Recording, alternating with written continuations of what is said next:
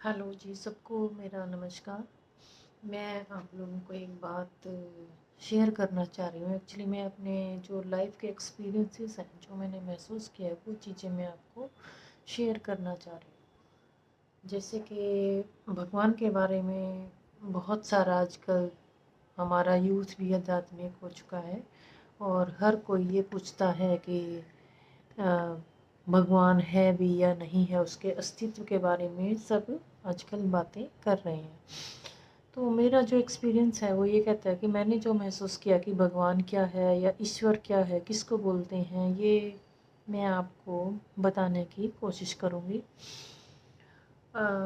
जैसे कि मैं रोहतक से बिलोंग करती हूँ और रोहतक में क्या कहीं पर भी हम शिव जी की जो मूर्ति देखते हैं या पत्थर की जो मूर्ति सिंबोलिज्म के रूप में जो भगवान शिव जी की मूर्ति होती है, उसमें आपने देखा होगा उसका नीला रंग है और उसके गले में सांप है। उसके जो त्रिशूल है हाथ में।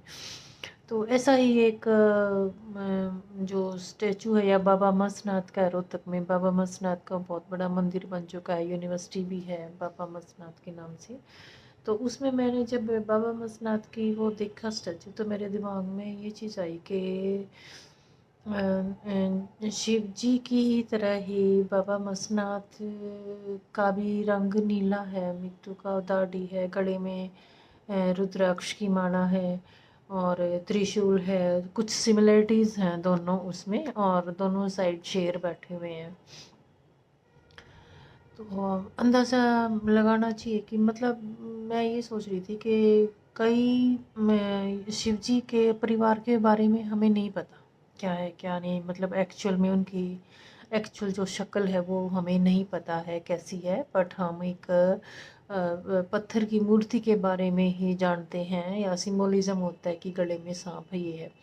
लेकिन जो बाबा मस्तनाथ है उसका तो हमें पता ही है कि वो एक बाबा थे, बाबा मस्तनाथ थे, उन्होंने साधना करी थी, उनके नाम से यूनिवर्सिटी बनी है और लोग उनके पास आते थे, उनके अंदर लोगों की आस्था थी उस बाबा के उसमें, बाबा मस्तनाथ के उसमें।